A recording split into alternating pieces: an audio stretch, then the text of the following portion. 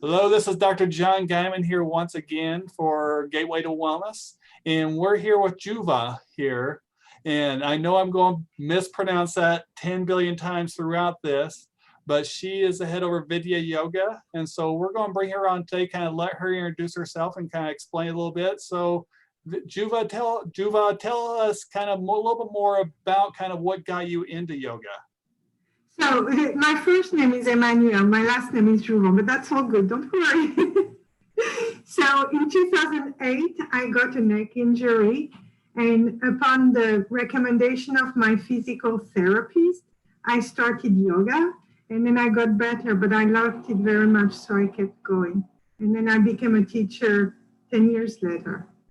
Awesome. It's always great to kind of see people that kind of had an experience that kind of brought them into something they love right there to keep on doing it. And so tell me a little bit kind of what types of yoga do you specialize in? Because I know there's kind of different philosophies, different things out there. So tell me what you're all about. So my specialization is gentle yoga, and I teach a safe, slow, and accessible type of yoga.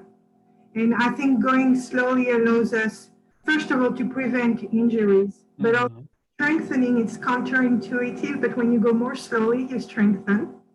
And also you can get deeper into your emotions and stay in the instant, because we talk about staying in the present, but the present as it is, it's lasting and it's not necessarily great right now. So if you're in the instant, you focus on your breath, and you focus on your exact emotion, or say on your hamstring, your right hamstring, right here, right now, you get to calm down and,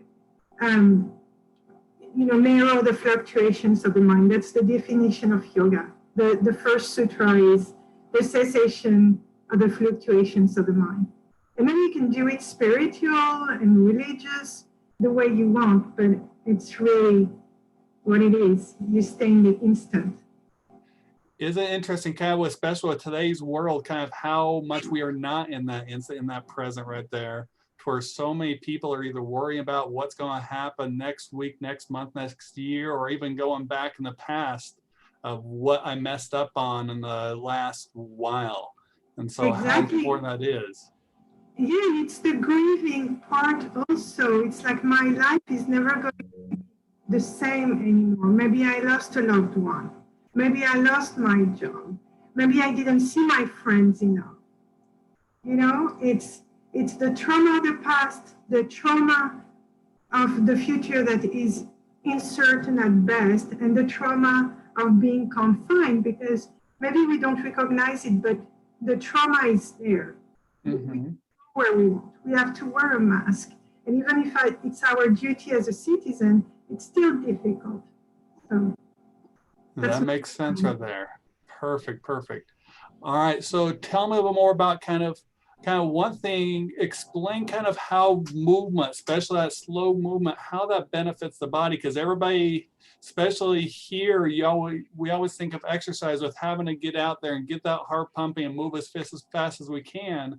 But tell us those benefits right there of that slow movement, that specific movement.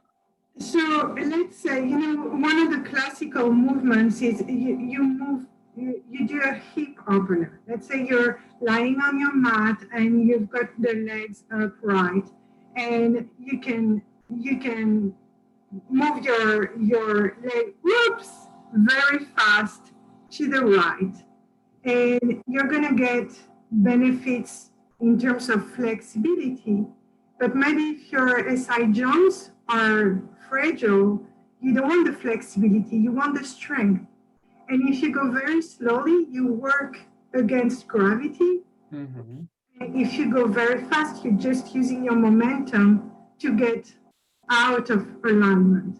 So to me, that's what works best, is you work, and for instance, if you go too far, you still have the mental ability, if you go slowly, to stop there and to breathe, to be able to come out safely of the range of motion. If you're already gone, it's too late. You may pull a hamstring, or you may pull a SI joint. So that's why I like going slowly.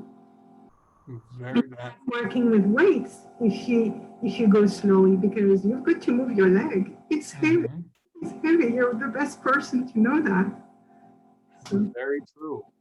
So tell us kind of, especially because we see a lot of people, especially during this time, though, there's a lot of people that haven't been moving for a long time. So what are some things that they can do to kind of get back to moving a little bit, where especially where they can incorporate some yoga into that? so it can feel very overwhelming to go back and intimidating because we're not necessarily comfortable with our body image and we're not comfortable with our range of motion. So I I share the experience of you find a way to have maybe 15 minutes on your own without interruption. And if you feel tired, you can start lying on your back. And so you can be on your yoga mat or even on your bed, and you breathe here. And already going back to this instant of looking at how my breath moves my chest is good. And then you can invite gentle movement, intuitive movement. And then you start exploring where you are. And when I say that, typically we have yoga poses to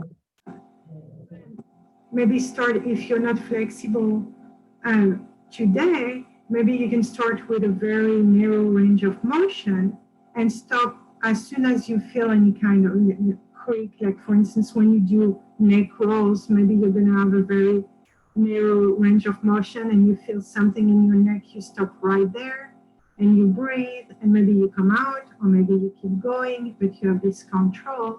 And then the next day you increase the range of motion. In strengthening, it's the same. If you want to strengthen, well, you go by increments. You take the easiest variation of the pose, and you do just a few repetitions. And then the next day, a few more, and then a few more. And before you know it, because you relinquish control, a month from now, you may be able to do things you didn't think you would be able to do. But because you were patient with yourself and you learn to listen to your body. To me, that's what makes the difference. Awesome. There's a couple points you brought up there. I wanted to ask about one, kind of breathing. How important is breathing and learning? Basically, I always put with all of our patients, learning how to breathe again. So it might kind of sound funny, but so many people, that is such a huge thing if they can learn to get those deeper breaths. So tell us kind of from you, kind of how important is learning kind of to breathe through that experience? So there are several things. First of all, when we breathe more deeply and more slowly, we regulate our nervous system.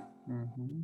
So it really comes down and we go from sympathetic to parasympathetic.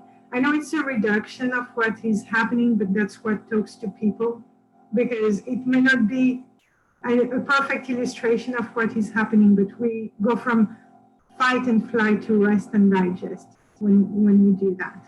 And also it accompanies the movement. So if I move my arm out and I inhale when I do that, well, I open the chest and then I exhale and I close the chest. Now, if you think that the biggest part of the lungs is in your back, maybe you want to exhale when you open the arm and inhale when you close it because maybe you'll inflate your lungs more. So it oxygenates your brain, so you're going to get more focused. It makes you feel more rested, Mm-hmm. more energetic, and calmer because what we need is peace in our homes to, I don't know how to express it in the best way, but peace starts with me. Peace starts with the way I'm going to relate to my family in my home. Because if I'm at peace and then I go to the store and somebody is not nice to me, well, I can react in a centered and grounded way. If I'm not, I'm just going to, launch at the guy and, we see what's happening in the world, right? Oh, yeah. People are, I mean, it's crazy. So we want to be peaceful. That's the most important today. Definitely right there. Kind of getting back into ourselves of realizing kind of it all starts with making sure that we're doing the things for ourselves instead of kind of worrying about what others doing around us. So a huge principle right there.